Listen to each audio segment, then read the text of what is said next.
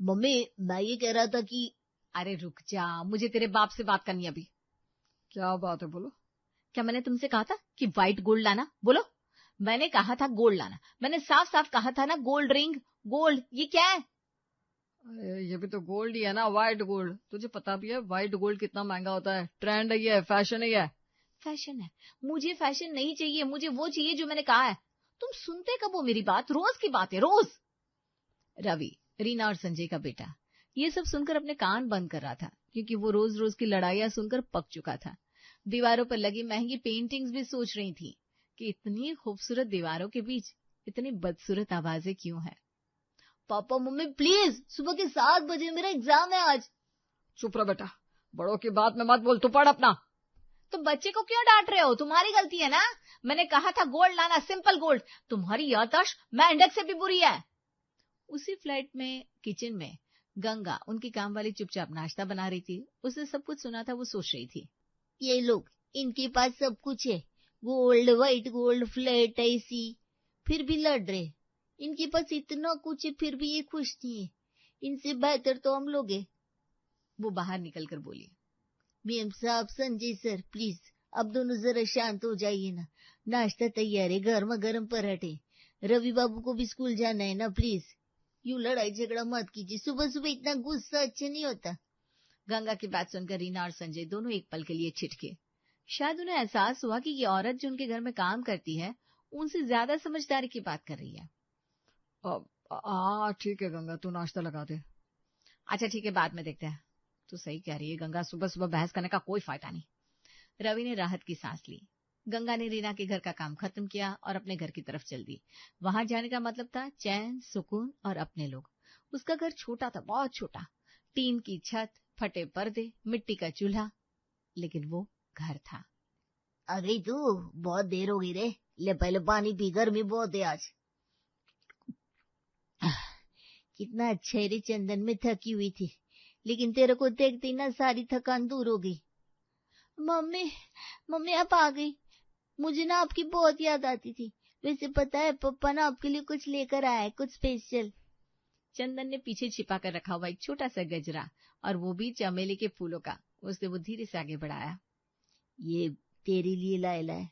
बाजार से गुजर रहा था तो याद आया, तुझे चमेली बहुत पसंद है ना, सोचा थोड़े से पैसे बचा कर ले आऊं। हाय राम, ये गजरा इतना सुंदर, इतना खुशबूदार। चंदन तू ये मेरे लिए, तू नहीं समझेगा, इस गजरे में ना पूरा बागीचा है मेरे लिए, अपने हाथों से लगा देना। तू मेरी रानी है, चाहे टीन की छत हो चाहे मिट्टी का फर्श, तू है तो सब है। हे भगवान, तूने मेरे को चंदन जैसा पति दिया, मैं धन्य हो गई। लाखों करोड़ों वालों को ऐसा पति नहीं मिलता जैसा मेरे को मिला है। सीता देख बेटा, ऐसा पति पाना हर औरत का सपना होता है, और तेरी माँ ने पा लिया। मम्मी पापा आप दोनों बहुत प्यारे हो। तीनों एक साथ बैठ गए। चंदन ने गंगा के थके हुए पैर दबाए, गंगा ने उसके बाल सहलाए। उस छोटे से कमरे में दुनिया की सारी खुशियां समा गई थी। अगली सुबह गंगा फिर से रीना के घर पहुंची। उसके बालों में अभी भी कल वाले गजरे की खुशबू बाकी थी, लेकिन जैसे ही वो अंदर घुसी, मैंने पहले ही कहा था ये कार मत लो, इतनी महंगी। अब देखो, हर महीने इतनी बड़ी ईएमआई, मेरी सैलरी का आधा हिस्सा तो इसमें ही चला जाता है। अरे अब तू रोज यही सुना रही है। मैंने सोचा था तेरे लिए ही अच्छा होगा, तू आराम से बैठेगी, घूमेगी, लेकिन तुझे तो बस लड़ना है। मेरे लिए? मैंने कब मांगी थी ये कार? हाँ, तूने अपने दिमाग से ली, अब मैं क्यों भुगतूं? तो क्या करूं, अब वापस कर दूं? पूरा पैसा डूब जाएगा, बैंक वाले सिर पर सवार हो जाएंगे। मुझे क्या है, तूने ली है, तू संभाल। ठीक है, अब मुझे तुमसे कोई बात ही नहीं करनी। गंगा चुपचाप पोछा लगा रही थी। उसकी कानों में ये आवाजें गूंज रही थी। वो मन ही मन सोच रही थी, अरे बाप रे, इतनी बड़ी कार, इतना बड़ा फ्लैट, इतना सारा पगार, फिर भी ये लोग जहर घोल रहे अपनी जिंदगी में। हमारे पास कुछ भी नहीं है, फिर भी हम बहुत खुश हैं। ये सब कुछ होकर भी खाली है, पूरे के पूरे खाली। अमीरों की जिंदगी दूर से देखो तो लगता है जैसे सब सोना चांदी है, पास जाओ तो पता चलता है। तभी उसे याद आया कि चंदन ने कहा था उसे चश्मा बनवाना है। ड्राइवरी करता है, रात में दिक्कत होती है। ये भगवान, मेरे को चंदन का चश्मा बनवाने का था, लेकिन पैसे तो सारे खर्च हो गए, अब क्या करेगी। शाम को वो जैसे ही घर पहुंची तो चंदन से बोली, चंदन मेरे को माफ कर दे रे, तेरे चश्मे वाले पैसे ना खत्म हो गए, मेरे को याद ही नहीं रहा। लेकिन तू रात में गाड़ी चलाते, तेरे को दिक्कत होती होगी ना, मैं बहुत बुरी है रे, मैं बहुत खराब है, मेरे को माफ कर दे। अरे पागल औरत, ये क्या कर रही है? उठ उठ, जल्दी उठ। देख, मैं तेरे से प्यार करता हूँ, चश्मे से नहीं। तूने जानबूझकर तो खर्च नहीं किए होगे, गलती सबसे होती है। लेकिन तेरी आंखें, तेरा काम। अरे मेरी आंखों से ज्यादा प्यारी तू है मेरे लिए। अगले महीने बनवा लूंगा चश्मा, तब तक दिन में काम कर लूंगा, रात में आराम करूंगा, कोई बड़ी बात नहीं है। पापा मम्मी मुझे आइसक्रीम खानी है। चल आज तेरे को आइसक्रीम खिलाता हूँ, तू रोज रोती है, आज मुस्कुरा ले। तेरे को पाकर ना मैं धन्य हो गई है, तेरी वजह से ये छोटा सा घर भी मेरे को बंगला महसूस होता है। और इस बंगले को घर बनाने वाली तू है, तेरे बिना तो ये सब वीरान है। इसके बाद तीनों हाथ में हाथ डाले आइसक्रीम की दुकान की तरफ निकल गए। उस दुकान पर 50 रुपए की आइसक्रीम थी, लेकिन उनके लिए वो 50 रुपए 500 से कम नहीं थे। उधर रात के 9 बजे रीना और संजय ऑफिस से लौटे। दोनों थके हुए थे, लेकिन थकान से ज्यादा एक दूसरे से चिढ़ थी। सन्नाटा था घर में। फिर अचानक, रीना जरा चाय बना दे, बहुत थक गया हूँ। मैं क्यों बनाऊं चाय? मैं भी तो ऑफिस से आई हूँ, मैं भी थकी हूँ। तू क्यों नहीं बना लेता? मुझे काम वाली समझता है क्या? पागल है क्या? ऐसा मैंने कब कहा? अरे कहने की जरूरत नहीं है, तेरी आवाज में ही सब साफ है। औरत हूं तो चाय बनाऊं? हाँ, तेरा मतलब यही है ना? बस बहुत हो गया, तुझे बस बहस करने का मौका चाहिए। मैं चाय पीना चाहता था इसलिए बोला, बस इतना सा। लेकिन तू तो ठीक है, मैं खुद बना लूंगा, दिखा दूंगा तुझे। हाँ हाँ, बना ले बना ले, मैं जानती हूँ ना तू बनाएगा नहीं, तू तो मुझे ही तरसाएगा। अरे करके दिखा ना। संजय रसोई में गया, कितली में पानी डाला, गैस जलाई। रीना उधर चुपचाप सोफे पर बैठी उसे देख रही थी। दोनों के बीच सिर्फ दूरी थी। क्या हो गया हमें? हम कहाँ खो गए? क्यों लड़ते हैं रोज? फिर वो चाय बनाकर चाय का कप लेकर रीना के पास पहुंचा। ये ले, तेरे लिए भी बनाई है। मेरे लिए? हाँ तो तू भी थकी होगी ना, पी ले। अच्छा, थैंक्स। रात के 9 बज गए थे। गंगा बुरी तरह थकी हुई थी, पैरों में दर्द, कमर टूट रही थी, लेकिन घर आई तो भूखे पेट सोना उसे मंजूर नहीं था। वो धीरे धीरे उठी और रसोई की तरफ बढ़ी। हाय राम, इतनी थकान, लेकिन खाना तो बनाना ही पड़ेगा। चंदन और सीता को भी भूख लगी होगी। उसने आटा गूंथना शुरू किया। हाथों में दर्द था, लेकिन वो चुपचाप किए जा रही थी। तभी पीछे से आहट हुई। रुक, क्या कर रही है तू? अरे तू यहाँ क्या कर रहा है? मैं खाना बना रही है। तू झूठ बोल रही है मुझसे, तू उदास है, बता क्या हुआ? अरे कुछ नहीं, बस बहुत थक गई हूँ, 3 घर में काम किया ना, आज पैरों में दर्द है। इतना दर्द है फिर भी तू खड़ी है और मैं बैठा रहेगा? चल आज मैं खाना बनाएगा, तू बैठ इधर। नहीं नहीं नहीं, तू पागल हो गया है क्या? तू सारा दिन गाड़ी चलाता है, तुझे और थकान होगी। चल लेट जा, मैं बना लेगी। आज नहीं मानने वाला। तू रोज मेरे लिए खाना बनाती है, कपड़े धोती है, घर संभालती है, आज मेरी बारी है, बता क्या बनाने का है? तू सच में मेरा आटा भी गूंथेगा? क्यों नहीं, देख तो कैसे गूंथता है। अरे पागल, ये क्या कर रहे ला? ऐसे नहीं गूंथते। आ, मैं सिखाती हूँ। चंदन ने गंगा को पीछे से बाहों में भर लिया और दोनों ने मिलकर आटा गूंथा। फिर सब्जी काटी, चूल्हा जलाया। छोटी सी रसोई में हंसी ठहाके गूंज रहे थे। बता नमक कैसा है? हद कर दी तूने, एकदम सही नमक है। तूने पहली बार खाना बनाया क्या? तेरे संग तो सब सीखेगा ना, तू मेरी टीचर है। मेरे को किसी चीज की कमी नहीं है चंदन, तू है ना मेरे पास। लाखों करोड़ों से ज्यादा की दौलत है तू, और तू है तो मैं हूँ। चल खाना लगाता हूँ। दोनों ने साथ बैठकर खाना खाया। सीता ने भी साथ खाया। अगली सुबह सुबह गंगा ने रीना के घर की सीढ़ियां चढ़ते ही सुना चीख पुकार मची हुई थी। अंदर घुसी तो देखा रीना और संजय आमने सामने खड़े थे और बीच में रवि रो रहा था। मैंने कहा था ना ये स्कूल बहुत महंगा है, लेकिन तुझे तो बस दिखावा करना था, अपने दोस्तों को बताना था मेरा बेटा डीपीएस में पढ़ता है। अब मैं ही बुरा हूँ? तूने भी तो कहा था अच्छा स्कूल है, नाम हो जाएगा। अब फीस देने की बारी आई तो तू मुझे कोस रही है। अरे मैंने कहा था, लेकिन तूने चेक किया था क्या फीस? तूने पूछा था कितनी है? तुझे तो बस दिखावा करना था। मुझे दिखावा? तू रोज अपनी सहेलियों को बताती है मेरा बेटा डीपीएस में है, मेरा बेटा डीपीएस में। अरे बता, दिखावा किसे करना था? पापा मम्मी प्लीज, आप लोग रोज ऐसे ही लड़ते हो, मुझे नहीं पढ़ना है इस स्कूल में, मैं पढ़ाई छोड़ दूंगा, समझे? मैं स्कूल नहीं जाऊंगा, तुम लोग लड़ोगे तो मैं क्या करूंगा? रवि की बात सुनकर दोनों चुप हो गए। एक पल को उन्हें एहसास हुआ कि उनकी लड़ाई का सबसे बड़ा शिकार उनका अपना बेटा है। बेटा, ऐसा नहीं है बेटा। हाँ बेटा, ऐसा मत बोल, फीस अरेंज हो जाएगी। गंगा ये सब देख रही थी, उसकी आंखें भर आई। उसे याद आई सीता। सीता बहुत होशियार है, पढ़ाई में अव्वल है और उसकी एक प्यारी आदत है, सबको गले लगाकर मिलती है, बहुत प्यारी बच्ची है। टीचर जी, हम तो अनपढ़ है, लेकिन इसको पढ़ा लिखा कर बड़ा आदमी बनाने गए। आप ही इसकी माँ बाप है, स्कूल में अच्छे से पढ़ाना टीचर जी, हम आपका एहसानमंद रहेंगे। एहसान तो ये बच्चे हम पर करते हैं। इनकी मासूमियत देखो, कितनी खुश रहती है, कभी लड़ती नहीं, कभी झगड़ती नहीं, बस हंसती है और हंसाती है।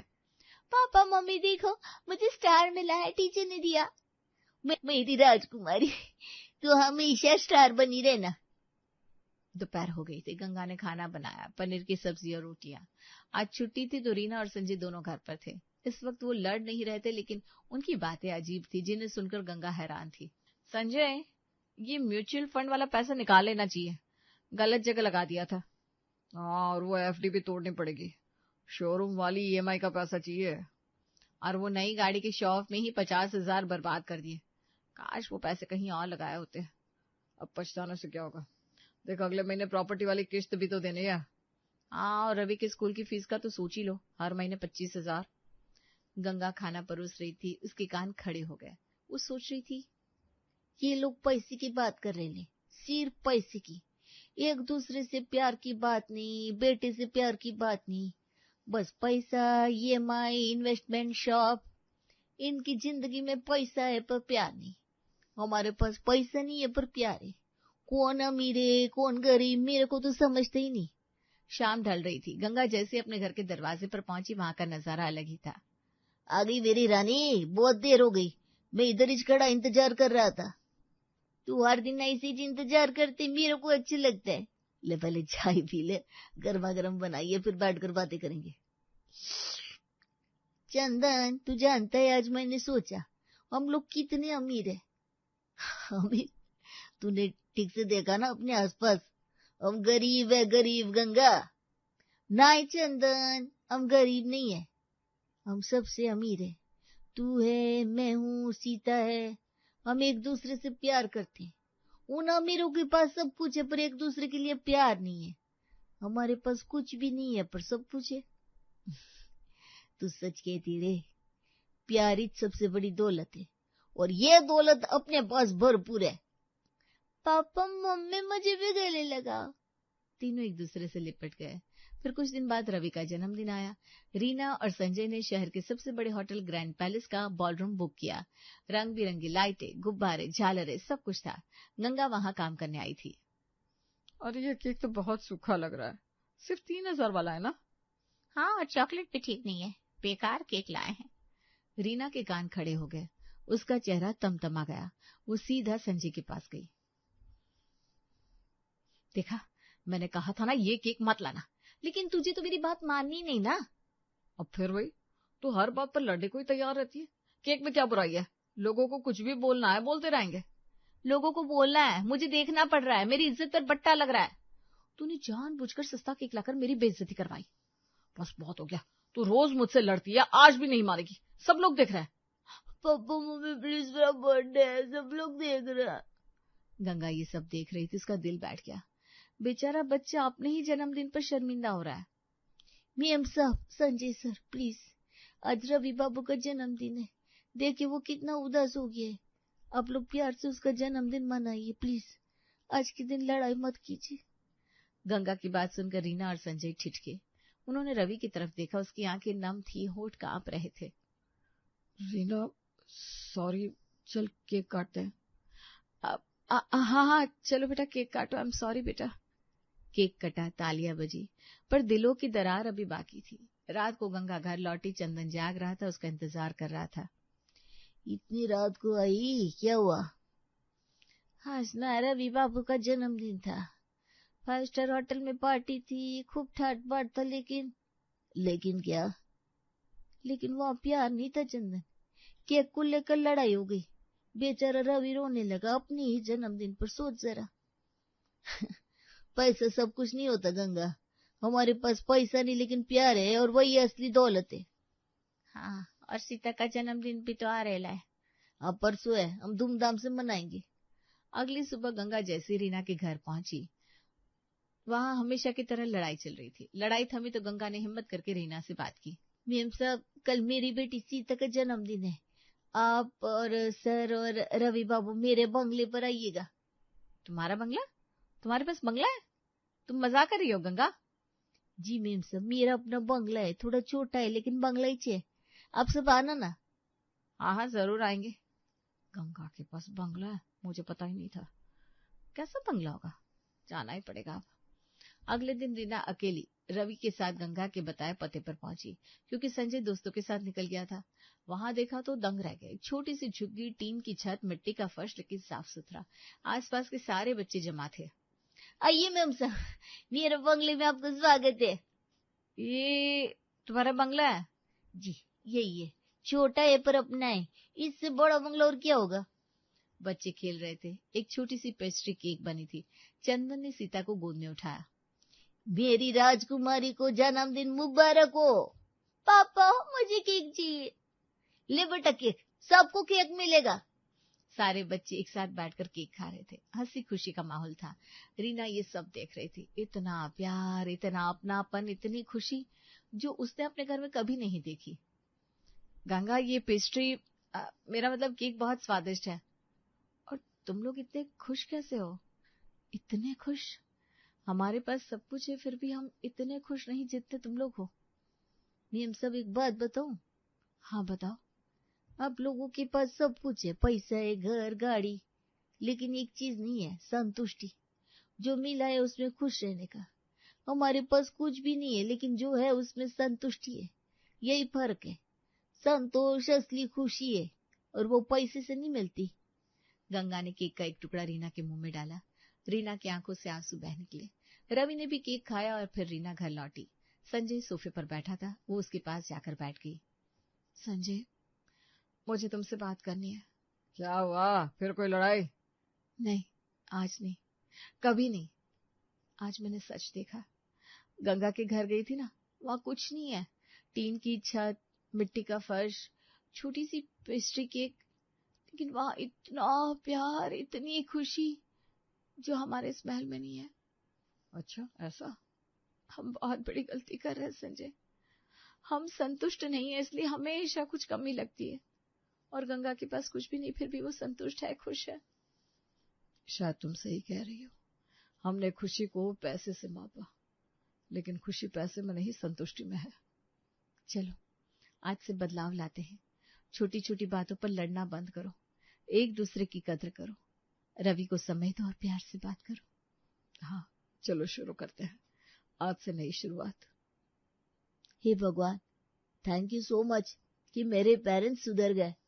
और उस दिन के बाद से रीना और संजय की जिंदगी में बदलाव आ गया।